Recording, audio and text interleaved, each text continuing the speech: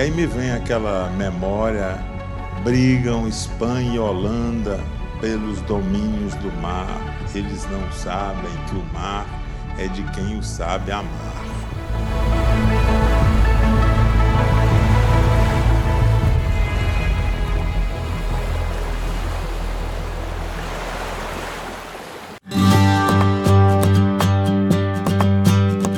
Meu pai é mineiro, ele nasceu em Sete Lagoas, que é uma cidade no interior de Minas, a 70 quilômetros de Belo Horizonte.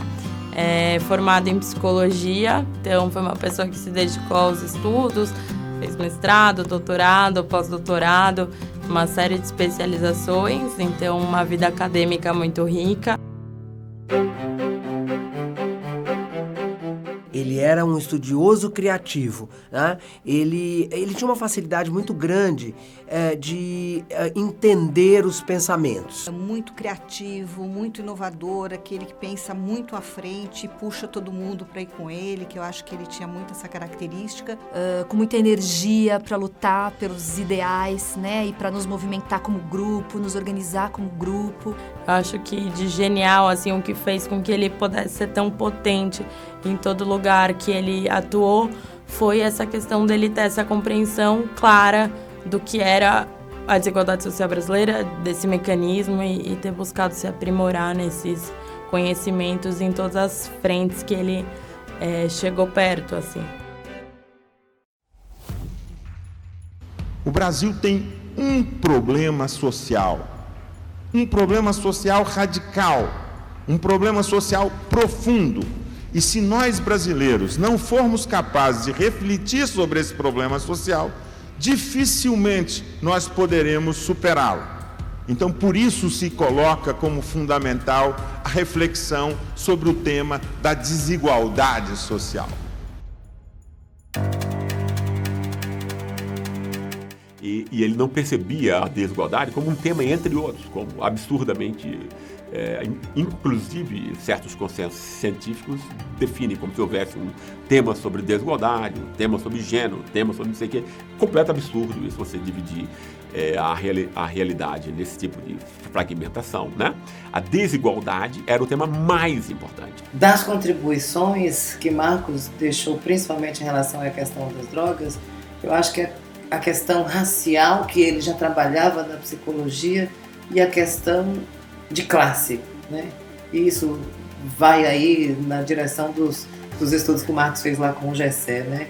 De tentar compreender também nesse fenômeno das drogas como isso é atravessado pela questão da classe. Era preciso constituir uma subjetividade no brasileiro que dissesse assim: é normal que crianças sejam maltratadas, é normal que gays, lésbicas sejam maltratados, é normal que negros sejam maltratados. É normal que pessoas morram de fome. Ser brasileiro significa ser um sujeito dotado de um tipo de subjetividade que admite a desigualdade como um elemento de natureza.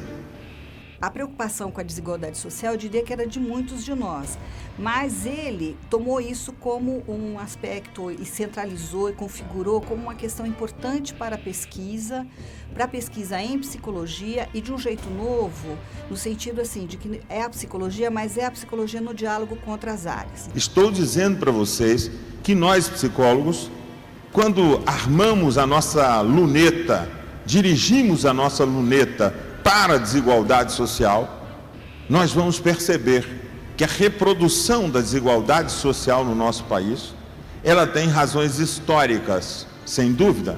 Não se pode explicar a desigualdade social de um país como o nosso sem levar em consideração que nós tivemos quase 400 anos de regime escravocrata. No ano de 87, teve a primeira Conferência Mineira de Saúde Mental.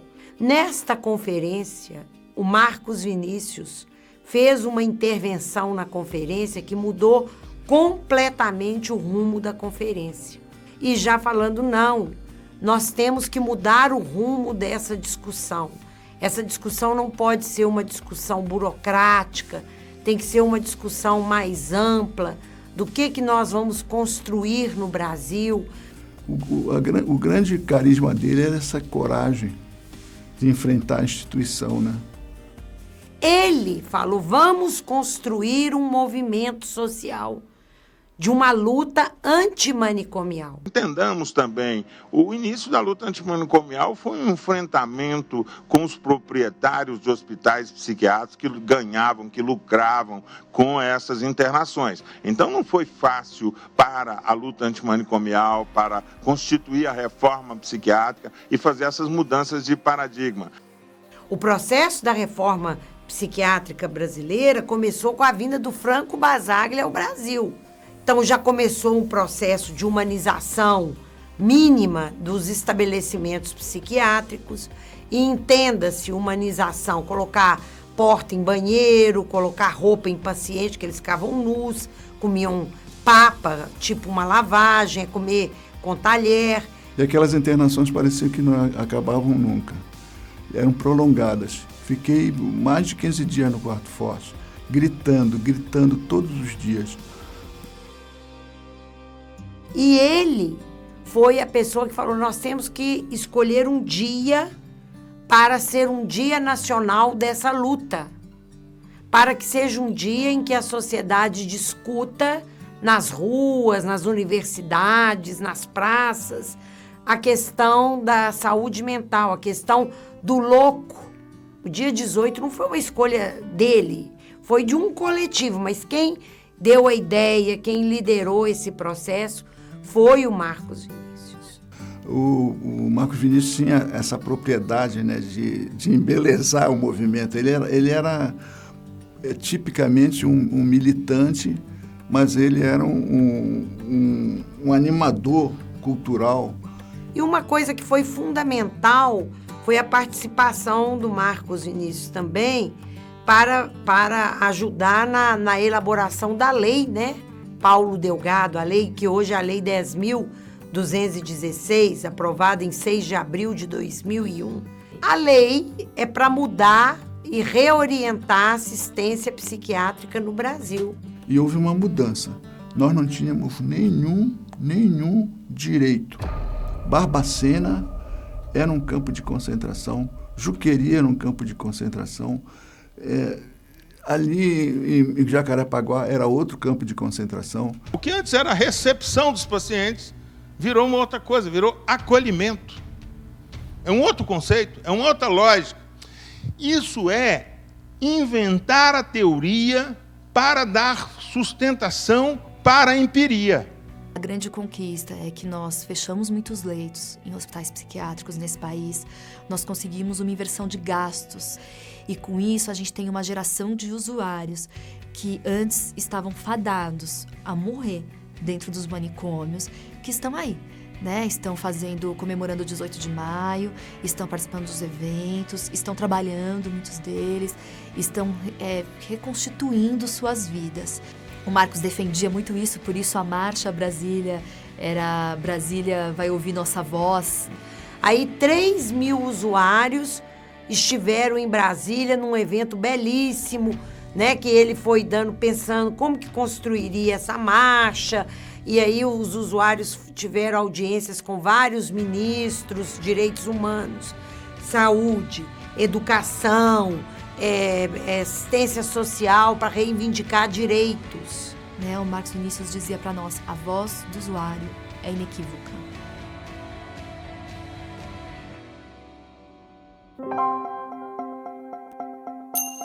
Eu tinha acabado de assumir o posto de ministro dos Direitos Humanos em dezembro de 2005. Eu fiquei lá durante 5 anos e nos primeiros meses de 2006, quando eu ainda estava tomando o pé da situação, uma assessora entra na sala dizendo que tinha uma pessoa ali que queria invadir meu gabinete, etc. tal. E eu falei, calma, traz aí, vamos ver. E sentamos e conversamos. Direitos humanos acaba englobando quase tudo que a gente conversa, né? Pega no racismo, pega no tema da luta antimanicomial, pega nas diferenças com relação ao sexismo no Brasil, né? O Marcos era uma das pessoas que puxava esse debate sobre o fato de uma profissão que tem 90% de mulheres ser tão masculinizada na sua condução, na sua direção, no seu ensino.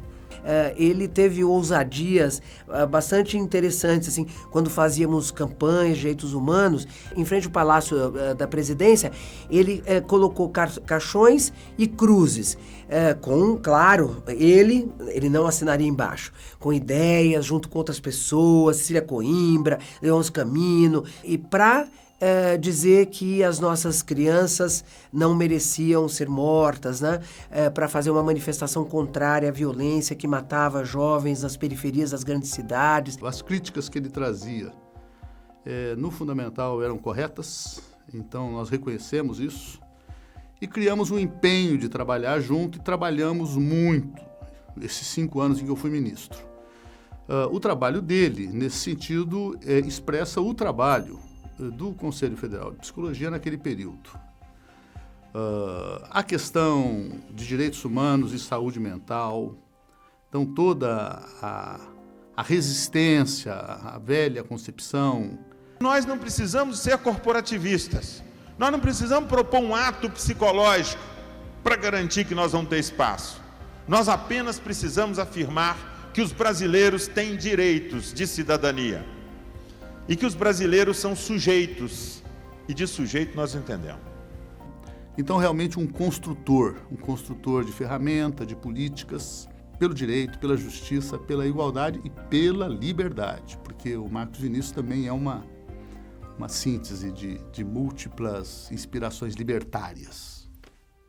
E ele vinha num debate muito sério, mostrando a necessidade da gente ter um método pacificador para a sociedade brasileira. Quer dizer, nós podemos ter as maiores divergências, mas temos que superá-las no debate e não na imposição de uns sobre outros. Tinha uma capacidade de convencimento, de afirmação do que ele dizia, que assim, que atraía por demais a atenção das pessoas e sempre provocava alguma discussão. Ele criava determinadas formas assim de construir o pensamento, determinadas expressões que elas tinham uma força muito grande dentro dela mesma, né? Então assim, e que ele conseguia com isso atrair a atenção das pessoas e ele nunca estava falando sozinho. Isso me parece uma coisa assim original, surpreendente talvez, no Marcos Vinícius. Ele era uma pessoa, nesse sentido, bastante singular. Isso é negociar com o Estado, é definir o que a categoria, o que a profissão vai fazer dentro da política pública. Se a gente não define isso, definirão por nós. E definirão, muitas vezes, diferente do que nós, como grupo profissional, gostaríamos que fosse definido. Eu não diria que o Marcos foi um defensor das psicólogas. Ele foi um defensor de uma psicologia a serviço da sociedade, na direção da justiça, na direção da justiça social, na direção da igualdade. O Marcos Vinícius foi nosso parceiro na construção de um projeto que teve como método a organização da categoria e o debate com a categoria como forma de produção de referências, como forma de respostas às questões. Ele dizia, nós somos uma profissão que cresce e ou nós ampliamos nossos espaços de trabalho ou não tem futuro possível para a psicologia. Então nós vamos fazer um conselho que eu acho até hoje invejável. Tá? Nós vamos fazer um conselho com muita gente colaborando, nós vamos juntar gente nesse Brasil inteiro, nós vamos virar assim de 3, 4, 5 pessoinhas, nós vamos virar 600 no Brasil todo rapidamente e vamos fazer um conselho assim voltado para os direitos humanos, voltado para o compromisso social da psicologia, voltado para o debate da questão da desigualdade social, que era algo muito importante para o Marcos. Então ele trazia um pouco essa reflexão das políticas públicas, da inserção nas políticas públicas como uma exigência para a psicologia. Os primeiros passos do CREPOP, que é o Centro de Referências Técnicas em Psicologia e Políticas Públicas, é o Banco Social de Serviços.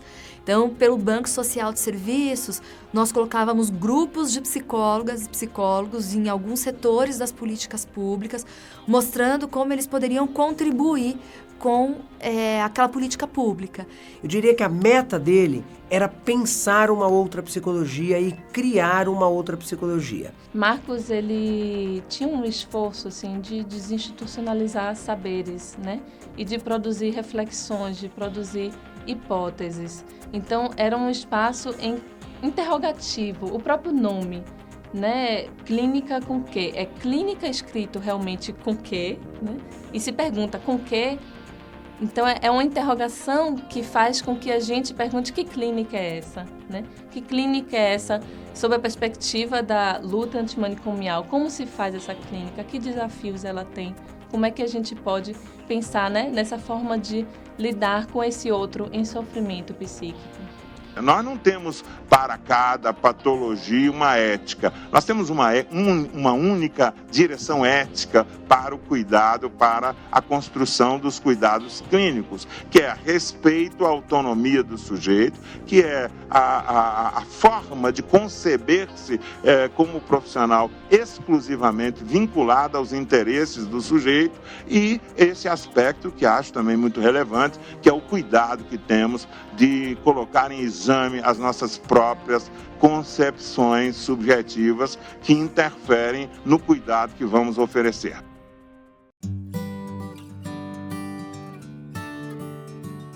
A América Latina queria o Marcos, o Brasil queria o Marcos em todos os seus cantos e em vários assuntos, né? Política pública, direitos humanos, luta antimanicomial, nos últimos tempos a questão da clínica muito fortemente, a questão da cultura, a questão epistemológica, a questão da desigualdade. Veja quantos campos ele botou o pé. Porque Marcos Vinicius é um brasileño muito latino-americano e é um latino-americano muito brasileño.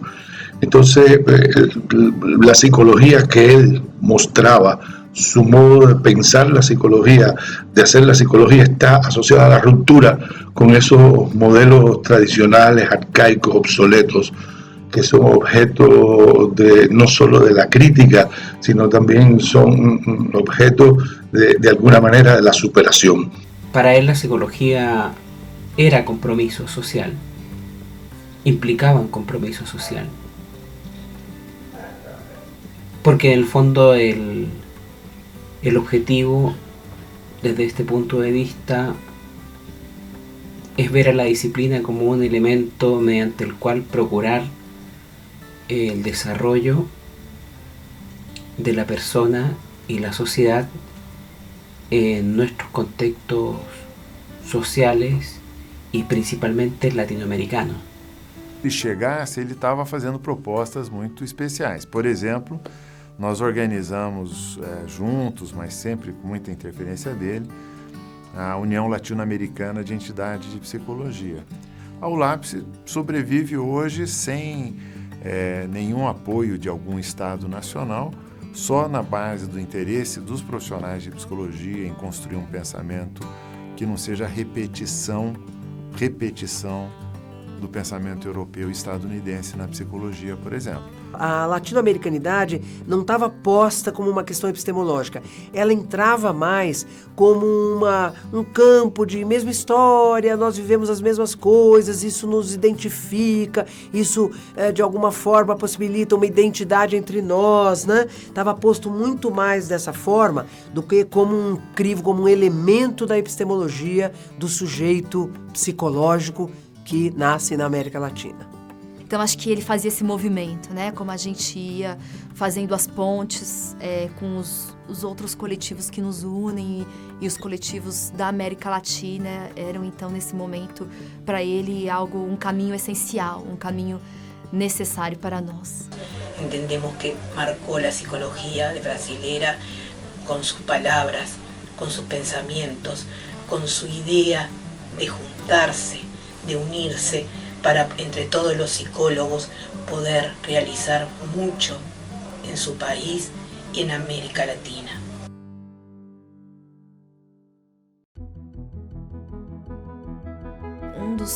um dos legados muito importantes é esse legado do fazer coletivo. Porque o legado dele é esse, é de a fila anda. Então, ele queria que a gente fosse capaz de soltar as amarras e deixar e acompanhar a realidade. Mas, ao mesmo tempo, ele era uma pessoa assim que tinha um grande amor à vida, tinha uma grande paixão de viver, né? O maior legado de Marcos é a amizade. É a amizade pela vida, é a amizade pela liberdade, né? E o gosto pelas relações. E aposta no vínculo e, por que não dizer, aposta no amor. Porque a presença do Marcos dentro do conselho, às vezes ele aparecia com o seu chapéu, né? E ele...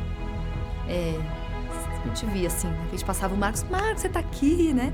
Ele falava muito alto, eu dizia que a voz dele era tão forte que ela atingia as lágrimas. E as lágrimas caíam assim, mesmo que a gente não quisesse, né?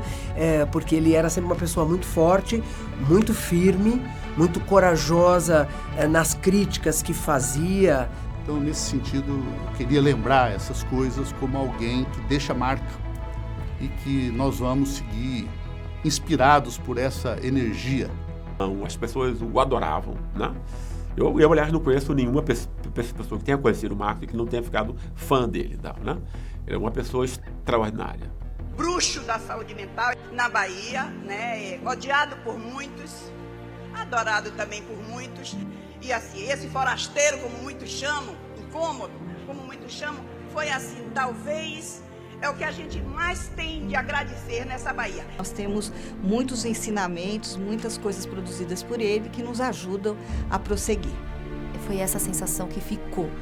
O que nós vamos fazer daqui para frente? Porque, no certo sentido, é isso. Quando a gente olhava para trás, todas as boas ideias, todos os grandes projetos têm a mão do Marcos. Eu costumo dizer que Marcos foi um divisor de águas na minha formação, não só como profissional, mas como ser humano.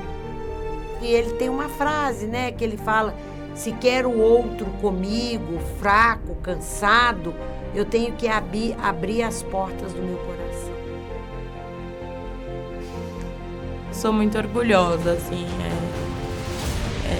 acho que foi muito bonito, assim, olhar, dar um conforto, né, você olhar para isso e ver que ficou muita coisa.